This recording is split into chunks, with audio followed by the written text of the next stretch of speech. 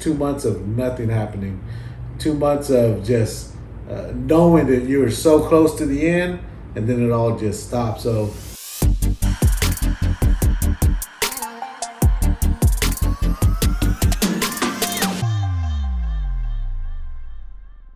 Hey B, in February you started the 2413 properties and everything was going really smooth and things were launching pretty quickly, but then you got a roadblock and stuff started slowing down. Can you talk a little bit about that?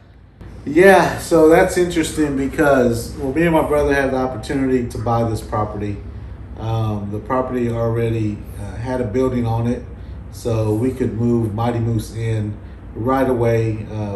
Needed minimal work, but we were able to get right in with Mighty Moose. But it's a total of 9.5 acres, so we were able to, or have the opportunity to develop the rest of the property for space to lease out to small businesses. So everything was moving fast, but I could say originally it wasn't supposed to move fast. So we had an original plan.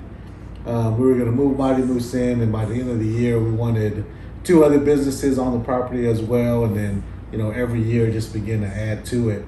But when we moved in, everything started moving faster than what we thought we were, and it was exciting. We're like, okay, well maybe this is gonna happen a little quicker than expected, which is great because we'll have some more income coming in. So we just started moving forward with it. Every opportunity we had, every door that was open, we kept walking in, and it looked like rather than a year of preparing the first 2 container businesses, they were going to happen within the first 2 months. So, but we got all the way to a point where we got stopped. There was some miscommunication between us and the city, the county. So we had to all kind of get on the same page, and it really just killed everything for about 2 months. 2 months of nothing happening. 2 months of just knowing that you were so close to the end, and then it all just stopped. So I guess it kind of tested our patience. It tested our ambition of what we were going to do, and it also tested the fact that were we going to stick to the original plan and not let the fact that just because everything was moving quicker, then it changed really our deadline. Or what we had to sit down and remind ourselves, hey, look, the plan was by the end of the year. So it was great. It looked great. Everything was going to happen quicker, but our plan was the end of the year. So even though there was a 2-month delay, as of last Friday, the first container salon opened up, Color Me Salon. She started working in there Friday and Saturday. So this is her first full week. Rustic Barbershop, we're on schedule for them to move in July 1st. So we're still finishing 6 months earlier than what we thought we were. It's just that sometimes you can get so much ahead of yourself that you lose focus on what the original plan was, and you're disappointed when something doesn't happen. But in reality, we're still 6 months ahead of schedule. And that's why team meetings, team huddles are important. It took me and Alex sitting down. It started off, being frustrated, going over all the problems, and hey man, this happened, and I can't believe this happened, and I can't believe this person isn't working with us, and this and that. But as we began to talk through it, we realized, hold on, we're still way ahead of schedule. So we're still in a good place. We'll have both containers up and running by July 1st. We're even gonna have a taco truck out here. It's gonna be parked Monday through Thursday. So Mighty Moose is in and running. There'll be 4 businesses on the property within the first 4 months of owning it. So sometimes you just gotta sit back and look at the big picture and not get frustrated in the day-to-day details, because those day-to-day details will really burn you down. It'll stress you out.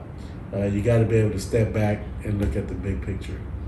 What's something you learned about yourself, or what's a way that you grew during that process?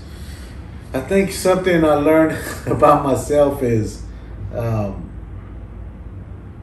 when I let myself loose, I tend to run a little faster than what the plan is. I learned how to pace myself, I guess, and say, okay, no, look, this was the overall plan. As long as we stick to that, we're okay. Sometimes I can get a little ahead of myself. Sometimes I look at the opportunity in front and think, okay, this is great. Let's jump on it now. But sometimes you gotta wait a little bit. Kind of, the saying, let's let the chips fall where they may. Sometimes you just gotta allow that to happen and not get so frustrated. I think you have to have plans. You have to have things that you're working on, and then you also have to have a time where you cut them off and spend time with your family, relax. Take the day off in the middle of it all, and just focus on yourself and not really all the things that you have going on. We took a vacation last week, me and the Zelda and the girls, and it was great just to get away from everything and just focus on something else. Focus on my most important thing that I've built over the years and continue to build, and that's my wife and my daughters. So it's knowing when to focus on what projects you have, and just taking the time to stop one, focus on the other, stop that one, and then, like I said, focus on my most important project, which is my family. What's something you learned about this, or learned through this building project, in regard to working with the government, getting permits? What's some advice you give to people that are thinking about doing building projects? Yeah, just gather all your information up front, not just from one entity, but every entity that's going to be involved. Don't think you know it all. Be open for feedback from everybody. Ask lots and lots of questions, every scenario imaginable, and then whatever they ask you to do, you just have to do it. If you do it according to to their plan, as long as it fits within your plan, get them to mesh together, do what's asked, and everything that will begin to move forward. May not be at your pace, but it'll begin to move forward for sure. From what I remember, in the process of getting everything in line and permitted, that there were some companies that were, I guess, over-promising and under-fulfilling. If that was the case, what's something that you learned in that process, and how did that improve you as a business owner? Yeah, I think just in general, my personality is really trusting. Not just me, my brother, my partner, Alec. He's the same way. We're real open and trusting. Like when we meet people, like we instantly become friends and family, and like we get to know people on personal levels, and so our trust really is put at the forefront. So a lot of times we don't take the time to ask the right questions, maybe overlook the contracts correctly. There's some things that we do on our end because of that we need to get better at, being a lot more strict, a lot more stern when we need to be with the companies, the contractors, making sure everything is clear and communicated up front before we even start the process. So with that, you said that you're a really trusting person, which is good, but as you mentioned, sometimes it could be a weakness in over trusting the wrong person. And it makes me think about boundaries. How do you create healthy boundaries in professional life and family life, and just to make sure that one isn't bleeding into the other? Yeah, so that's a tricky part because everything tends to run together, especially when it's your business. When it's your business, the people that you work with are usually your friends and family, because you want to share business with others. It's tough when you get to working on that level, because not only are you doing business with them, but they're your friends. You hang out with them, you talk to them. So it's everybody being understanding, at that level and saying, hey, look, this is what I can do for you. This is the expectations. Nothing's for free. On a certain level, if you want to help somebody out, help them out. But when it comes to business and there's any kind of payment, there has to be understanding. I think one of the biggest mistakes that we've even lost friends over the years when thinking that we're helping them by doing some t-shirts or doing something for them, but they weren't really looking for help. They were looking for a product and they wanted to pay for the product, and maybe on our end something got delayed or something wasn't done to the level of expectation, because on our end maybe we felt like we were helping. On their end they felt like, hey, I didn't ask you for help. I just want to get done what I need done.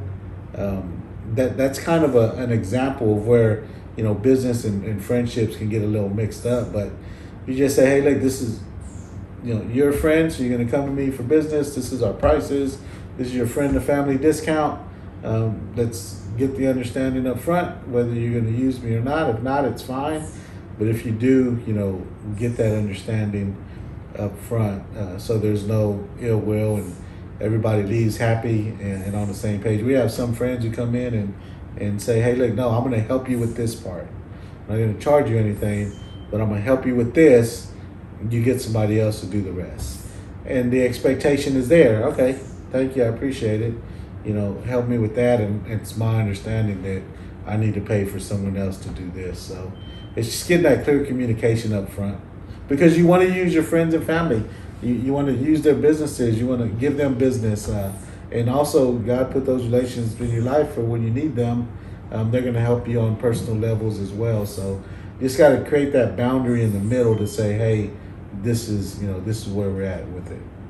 So that's good advice on creating boundaries. And you spoke a little bit on how a lack of boundaries or clear communication has negatively affected relationships. What are some examples of positive relationships that you've developed here, and just speak to the importance of relationships in business and life in general? So relationships, are the key to life. Life moves at the speed of relationships. They're very important along the way.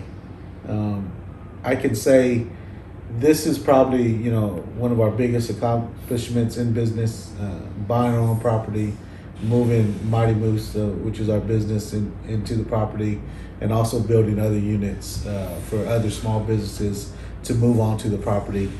And I would say over the last, 20 years in business, along the way, and being born and raised in the community I'm in, we've built a lot of relationships. And what I've seen through this is we've been able to, I don't want to say take advantage or capitalize on those relationships, but along the way when we're looking for something, realizing, oh, I actually know someone who does that, or like I'm able to call somebody who knows somebody who's part of this or part of that. And you start to realize that all these relationships you've built along the way are now, you're able to use them to get what you need done. And that's why it's so important when you're building relationships, when you're doing business, to always do it with integrity. Always make sure your character, your business reflects your personal character, because in the end, when you go back to these relationships and it's somebody that you may have had an interaction with 8 years ago, but they're going to remember that interaction, and when you need help, for something else, they're going to know who you are, and it's going to make it a little bit easier for you along the way. For us, the most important thing for us is to build relationships with people. Business is going to come, business is going to be there, life is going to continue to move. The better relationships you build in the community with other people, the easier life, it's just going to be easier along the way. Good.